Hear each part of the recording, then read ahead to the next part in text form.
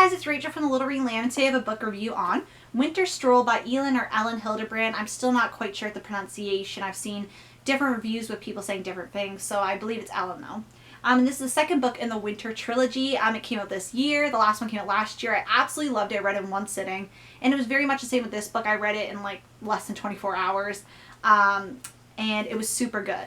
But as always, this will be a no spoilers book review on this book, but I can make no promises for what happened in Winter Street, obviously, which is the first novel. Before I get more so into the review, if you're new to my book reviews or just need a refresher, I rate my books in 5 different categories: plot, characters, cover, suspense, and overall in terms of reading again very soon, 5 out of 5, not so soon, 1 out of 5.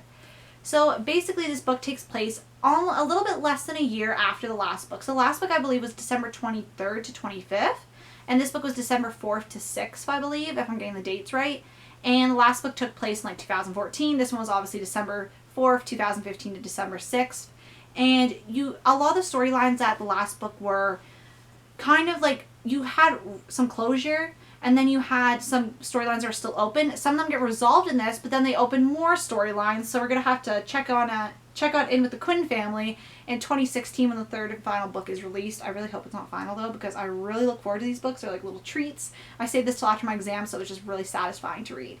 So plot, I gave a 4.5 to 5. The last book I loved a little bit more than this. I found this one really slipped into sometimes the middle book syndrome, as I call it, and like it was a little harder to get into, I found, because I think maybe reading the first one and this one back to back, being a year later, I don't know, it kind of was harder to get into. Maybe it was just me, but I found that. Also some storylines, like Ava's storyline this book I wasn't too jazzed about.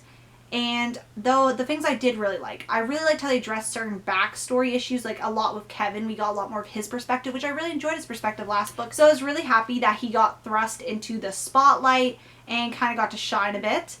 Even though some, not very favorable things happened, obviously, because, we need to have the plot going, so people have to be going crazy. And I really liked how there were certain plot elements I wrapped up, but I read a book review on Goodreads that was talking about how they were angry because this book didn't wrap up everything. But obviously as a trilogy, the author needs to pique our interest and get us to come back for more, so I figured not everything was going to be wrapped up. So characters, I give a 4.55. It's because Ava's storyline, I really liked Ava last book. I found her storyline to be fresh and interesting. She was kind of in a debacle between a love triangle. But then this book, a year later, and she's kind of still in the same place, and like please, let's move on. I'm not in her position, so obviously I can't really be I'm being a little harsh, but it just kind of came off as a little bit annoying in this book, and she does get a lot of air time in this book. So that was kind of annoying, but I really liked the newer perspectives we got to see. So in this book we got a lot, well, I don't think last book we did get perspective from Mitzi, I believe, but very little. We got more perspective from Mitzi. We got Jennifer's perspective, which if you recall, Jennifer is Patrick's wife. And you get to find out also what happened with Patrick in that. We get a little bit more of Isabel and Kevin, which I really enjoyed. Obviously we have a lot of Kelly and Ava, who are the main bulk of the book, but we also have Margaret thrown in, and Drake, who we didn't get any perspective from him, but if you remember, he is the surgeon that Margaret is kind of seeing, and she was supposed to go to Maui with in the first book, Winter Street. And basically that is kind of where the characters go. The one thing, besides Ava's storyline, the one qualm I have with this is that we're supposed to be missing Bart a lot, and the thing I just have a problem with is because we didn't have any scenes of Bart. We learned he was a troublemaking kid, but he really changed and then joined the military. Now, obviously, everybody has, well, not everybody, not going to generalize, but the predominant amount or the majority of people do have grief and they miss somebody, or somebody's really far away and they don't really talk to them. He's obviously in a different situation because he's held hostage or whatever, or they don't know what's happened to him, he's just gone missing. And it's really hard for me to get in that place because we didn't really get to connect with the character before we're supposed to miss the character.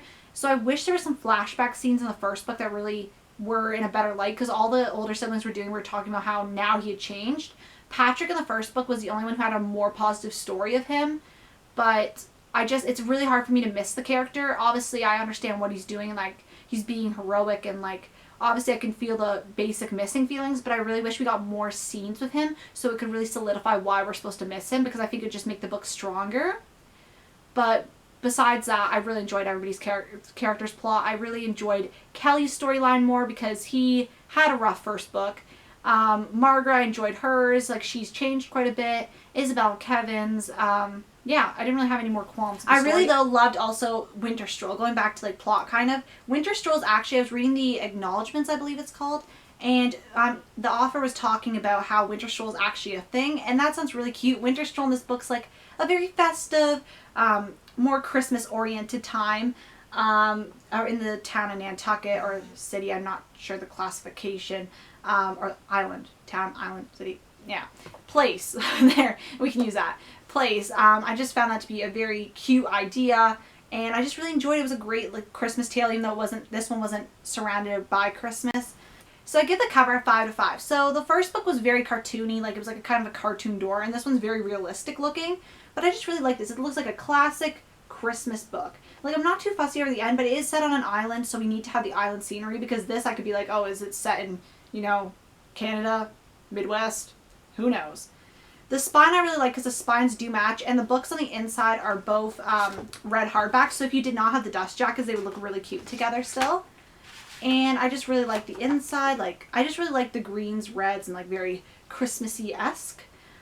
Suspense, I give a 5 out of 5. I just want to keep reading this. Even though I felt the plot was a little bit slower, I did want to keep reading it because I want to know, especially with the cliffhangers we still have a lot going forward, and I'm very excited to see what the author's going to do with the next book. And then for overall reading, again, I give it a 5 out of 5 because we all know I'm going to read it next holiday. When the third book comes out, I'm going to have to reread them because I do forget quite a bit because they only take me like a day to read, and then I need to refresh myself. And yes, that was my book review on Winter Stroll by Elin Hilderbrand. If anybody has any other holiday suggestions, I probably won't get some this year. Yeah, I won't. But for next year, especially if there's different holidays, because I celebrate Christmas myself, but I find it really interesting to read sometimes about other holidays because I don't know a lot of the traditions and stuff. So if you guys have any books that celebrate other holidays in December, it'd be really awesome if you had any suggestions. And as always, I want to thank you guys so much for watching. If you read this, let's discuss in the bottom comments. And I'll see you guys later. Bye.